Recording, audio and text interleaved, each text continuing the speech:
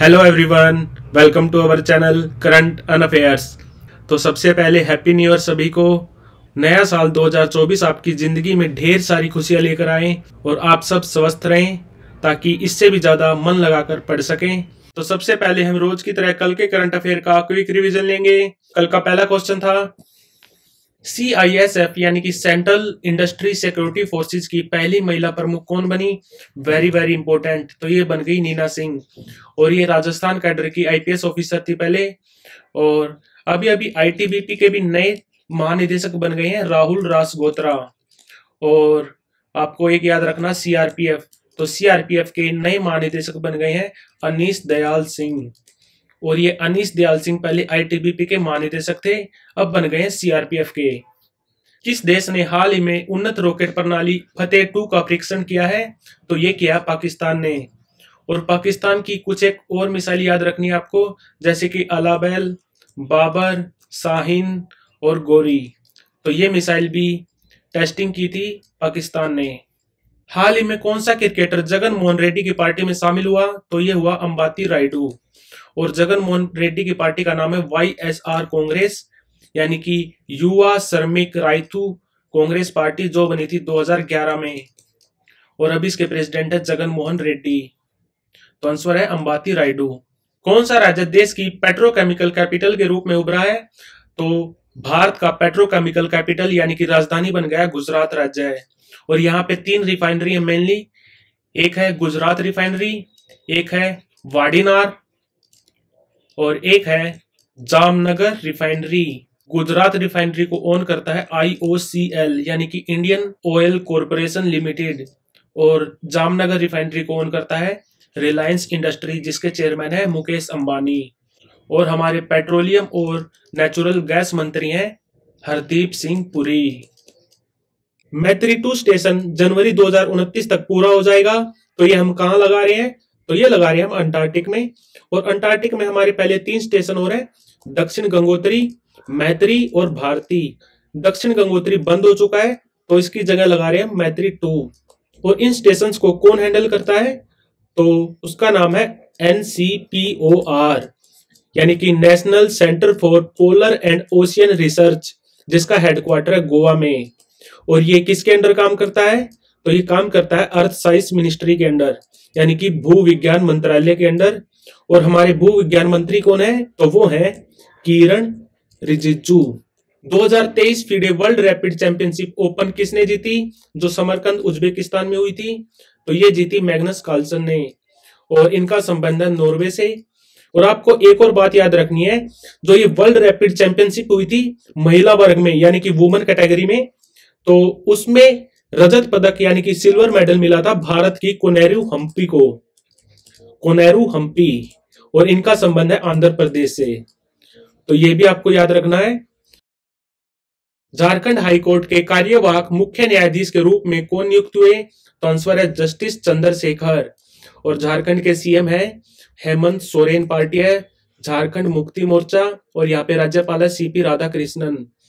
किस state government ने प्रजा पालन कार्यक्रम शुरू किया। तो आंसर है तेलंगाना।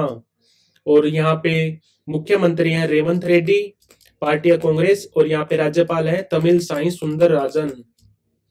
हाल ही में जैकस डेलोर्स का निधन हो गया। वो किस संगठन के पूर्व अध्यक्ष थे। तो वो पहले अध्यक्ष थे यूरोपियन कमीशन के, जो बना था 1958 में। और यूरोपियन यूनियन बना था 1 नवंबर 1993 को। तो इनको कंफ्यूज मत करना आपस में। यूरोपियन कमीशन बना था 1958 में और यूरोपियन यूनियन बना था 1 नवंबर 1993 में। इसकी स्थापना कहाँ हुई थी यूरोपियन यूनियन की। तो ये हुई थी नीदरलैंड में। हेडक्वार्टर इसका ब्रुसेल्स में। ब्रुसेल्स है बेल्जियम में। किस स्टेट गवर्नमेंट ने भारत का पहला पनडुब्बी यानी कि सबमरीन पर्यटन उद्यम स्टार्ट किया। तो अभी तक किया नहीं है, ये होगा नेक्स्ट ईयर 2024 दिवाली से पहले। तो राज्य है गुजरात। और ये पनडुब्बी किसकी सहायता से बनाई है। तो कंपनी का नाम है माजागांव डॉक शिप बिल्डर्स, जो बनी थी 1934 में। और ये पनडुब्बी पर्यटन कहाँ पे स्टार्ट होगा। तो जगह है द्वारका। द्वारका में एक आइलैंड है बेट आइलैंड BET, तो वहां पे स्टार्ट होगी सबमरीन पर्यटन उद्यम। तो ये हैं साल की 6 बड़ी खबरें जिन पर सबकी नजर होगी और चांसेस है कि आपके एग्जाम में भी इनमें से कोई ना कोई पर्सन जरूर पूछा जाएगा। इनमें से पहली है राम मंदिर। राम मंदिर जिसको बनाया है एल&टी ने, लार्सन एंड टर्बो कंपनी ने, और इसका उद्घाटन होगा 22 जनवरी 2024 को। और दूसरा है 47th प्रेसिडेंट कौन बनेगा अमेरिका का, और ये है जो बाइडन जिनकी पार्टी है डेमोक्रेटिक पार्टी, और ये है ट्रंप जिनकी पार्टी है रिपब्लिकन पार्टी। और 18वीं लोकसभा के लिए हमारा इलेक्शन होगा इस साल अप्रैल मई में, तो ये भी देखना होगा कि बीजेपी जीतेगी या इंडिया गठबंधन। चौथा है समर ओलंपिक्स पेरिस में होंगे इस साल, तो देखना होगा इसमें भारतीय खिलाड़ियों का प्रदर्शन कैसा होगा। और 5वीं बड़ी खबर होगी नासा का जो आर्टेमिस 2 मिशन स्टार्ट होगा इस साल के अंत में, नवंबर में स्टार्ट होगा आई थिंक, तो आर्टेमिस 2, तो ये भी देखना होगा कैसा रहेगा।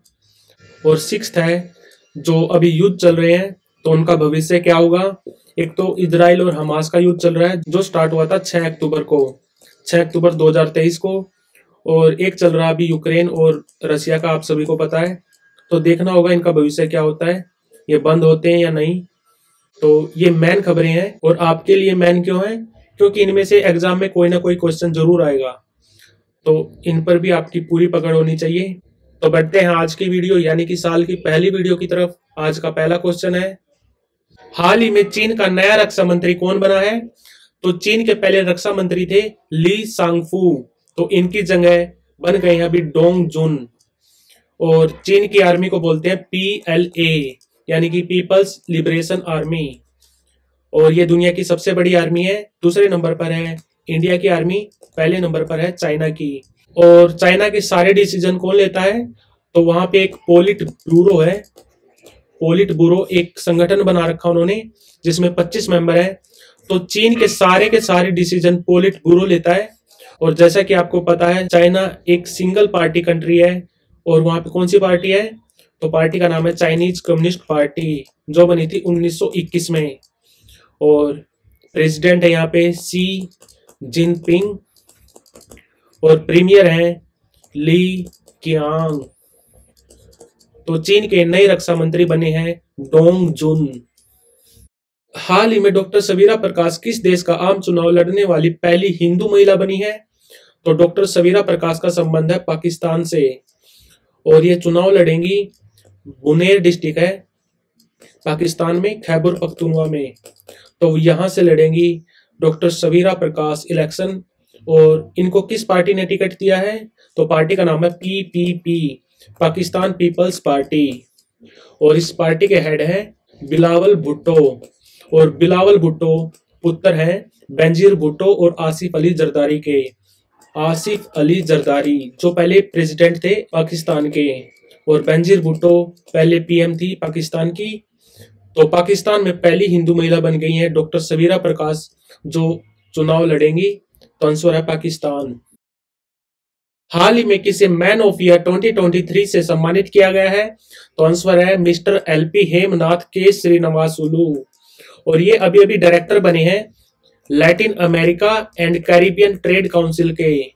Latin America and Caribbean trade council के डायरेक्टर बने हैं LP हेमनाथ के श्रीनिवासुलु, जिनको मिला मैन ऑफ द ईयर 2023, और ये अवार्ड दिया इनको अमित शाह जी ने। और ये हमारे सहकारिता मंत्री, सहकारिता यानी कि कॉरपोरेशन मिनिस्टर, और ये है हमारे गृह मंत्री यानी कि होम मिनिस्टर। और लैटिन अमेरिका में कौन से कंट्री आते हैं, जैसे कि अर्जेंटीना जहाँ के अभी भी प्रेसिडेंट बने हैं जेवियर माइली, बोलीविया, चिले, कोलंबिया इत्यादि इत्यादि।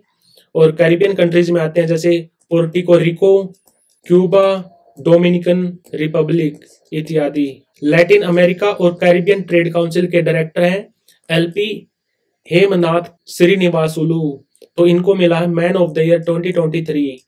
और जगदीप धनखड़ है हमारे 14वें वाइस प्रेसिडेंट, और इनका संबंध है राजस्थान से। और संतोष झा अभी अभी नियुक्त हुए हैं श्रीलंका में एज ए उच्चायुक्त। कहां पे, श्रीलंका में। और बात करें अर्शिया सतार की, इनका संबंध है बेंगलुरु से, और ये है एक ऑथर यानी कि लेखक, और इनको इस साल मिला है फ्रांस सरकार द्वारा knight of order of arts and letters Arshia Sattar, जिनका संबंध है बेंगलुरु से। तो आंसर इसका मिस्टर एलपी हेमनाथ के श्रीनिवासुलु। कौन सा शहर 2028 में 47वें शतरंज ओलंपियाड की मेजबानी करेगा? तो आंसर है इसका अबू धाबी। और अबू धाबी है कैपिटल ऑफ सऊदी अरब। और शतरंज ओलंपियाड को बोला जाता है शतरंज का ओलंपिक्स। 2022 में शतरंज ओलंपियाड हुआ था चेन्नई में। कौन से नंबर का ओलंपियाड था ये? तो ये था 44वें नंबर का। और ये हर 2 साल में होते हैं। पहली बार हुए थे 1927 में। कहाँ पे? लंदन में। 45 में होंगे 2024 में। कहाँ पे?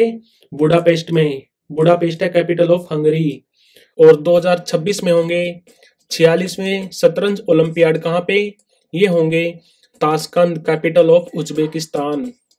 और जो इंडिया में हुए थे 2022 में शतरंज ओलंपियाड चेन्नई में, तो इसमें पहले नंबर पे कौन रहा था? तो इसमें पहले नंबर पे रहा था उज्बेकिस्तान। और दूसरे नंबर पे रहा था अर्मेनिया। अर्मेनिया की कैपिटल क्या है? तो वो है येरेवन। तीसरे नंबर पर यानी कि ब्रॉन्ज मेडल मिला था इंडिया को। तो आंसर है इसका अबू धाबी। हाल ही में भारतीय रिजर्व बैंक ने कुल कितने बैंकों को डोमेस्टिक सिस्टमिकली बैंक्स यानी कि डीएसआईबी के रूप में मान्यता दी है? तो आंसर है इसका 3।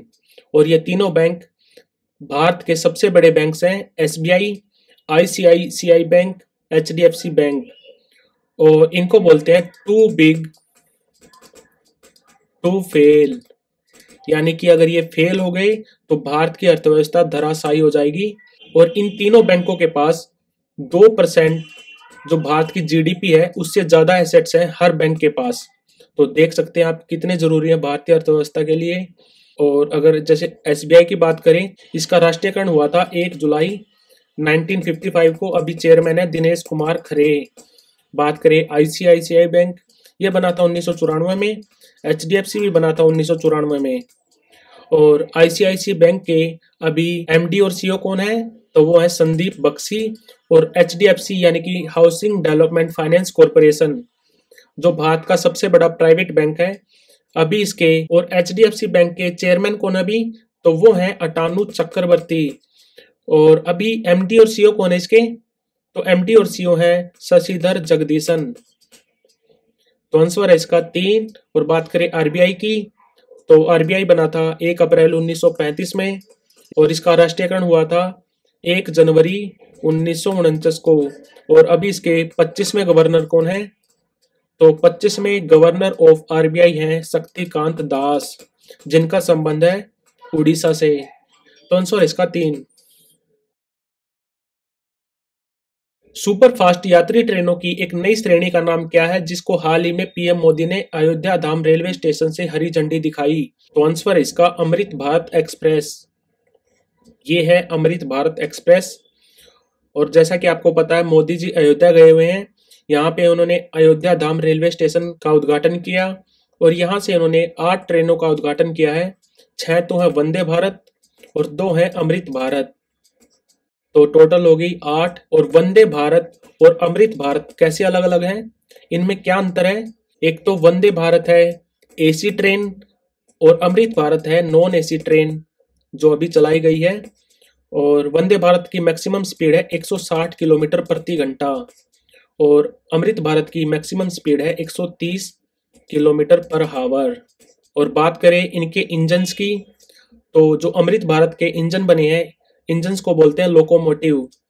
तो अमृत भारत के जो लोकोमोटिव्स बने हैं वो कहाँ पे बने हैं? तो वो बने हैं चितरंजन लोकोमोटिव वर्क्स। और ये कहाँ पे है? तो ये है बंगाल में, वेस्ट बंगाल। और जो डब्बे बने हैं अमृत भारत में टोटल 22 डब्बे हैं। डब्बे यानी कि कोच। तो अमृत भारत के कोच बने हैं इंटीग्रल कोच फैक्ट्री चेन्नई। तो ये भी आपको याद रखना है। अमृत भारत के लोकोमोटिव्स यानी कि इंजन बने हैं Chittaranjan Locomotive Works West Bengal में। और इसके डब्बे बने हैं इंटीग्रल कोच फैक्ट्री चेन्नई में। और ये अमृत भारत एक्सप्रेस कहां से कहां तक चलेगी? देखिए 2 अमृत भारत है। एक तो चलेगी दरभंगा से आनंद विहार नई दिल्ली और दूसरी चलेगी मालदा से मालदा टू बेंगलोर। और मालदा कहाँ है? तो मालदा है वेस्ट बंगाल में। तो 2 अमृत भारत चलेंगी, एक तो चलेगी दरभंगा टू आनंद विहार और एक चलेगी मालदा टू बेंगलोर। तो आंसर है इसका अमृत भारत एक्सप्रेस। पीएम मोदी ने अयोध्या में अंतरराष्ट्रीय हवाई अड्डे का उद्घाटन किया, तो इसका नाम किसके नाम पर रखा गया? तो आंसर है महर्षि वाल्मीकि। और पहले इस हवाई अड्डे का क्या नाम था? तो इस हवाई अड्डे का नाम था मर्यादा पुरुषोत्तम राम एयरपोर्ट, ओनली एयरपोर्ट। अब तो ये इंटरनेशनल एयरपोर्ट बन गया है, तो इसका नाम है महर्षि वाल्मीकि इंटरनेशनल एयरपोर्ट। और अयोध्या में आपको एक और याद रखना है, एक मेडिकल कॉलेज खुल रहा है, किसके नाम पर? राजा दशरथ के नाम पर। और इस हवाई अड्डे के लिए पहली फ्लाइट कब उड़ेगी? तो वो उड़ेगी दिल्ली टू अयोध्या, तारीख है 6 जनवरी।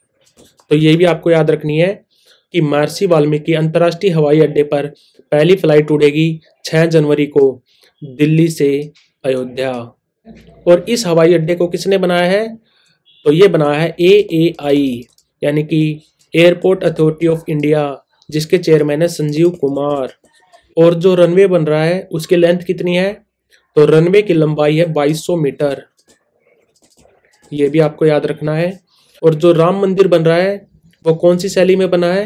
तो वो बना नागर शैली में, ये भी आपको याद रखना है। और इसको किसने बनाया है? तो इसको बनाया है L&T ने, लार्सन एंड टर्बो। तो आंसर है इसका महर्षि वाल्मीकि अंतरराष्ट्रीय हवाई अड्डा। हाल ही में खाड़ी सहयोग परिषद ने किस कंट्री के साथ FTA यानी कि मुक्त व्यापार समझौते पर हस्ताक्षर किए हैं? तो ये अभी अभी किए हैं दक्षिण कोरिया के साथ। और इससे पहले इन्होंने FTA किया था, यानी कि GCC ने FTA किया था पाकिस्तान के साथ, और अभी किया है दक्षिण कोरिया के साथ। और बात करें GCC यानी कि गल्फ कॉरपोरेशन काउंसिल, जो बना था 1981 में, हेडक्वार्टर इसका रियाद में, और रियाद है सऊदी अरब में। तो दक्षिण कोरिया ने मुक्त व्यापार समझौते पर हस्ताक्षर किए हैं खाड़ी सहयोग परिषद के साथ। और बात करें दक्षिण कोरिया की, तो दक्षिण कोरिया में एक बार समर ओलंपिक्स भी हुए हैं, साल था 1988, एक बार ही हुए हैं साउथ कोरिया में, और शहर का नाम है सियोल। तो सियोल में हुए थे समर ओलंपिक्स 1988 में। और एशिया में पहली बार समर ओलंपिक्स कब हुए थे? तो वो हुए थे 1964 में, कहाँ? टोक्यो में। और पिछली बार यानी कि 2020 में भी हुए थे टोक्यो में। तो आंसर है इसका दक्षिण कोरिया। तो कैसी लगी आपको साल की पहली वीडियो? कमेंट करके जरूर बताएं। Thank you for watching current अनअफेयर्स।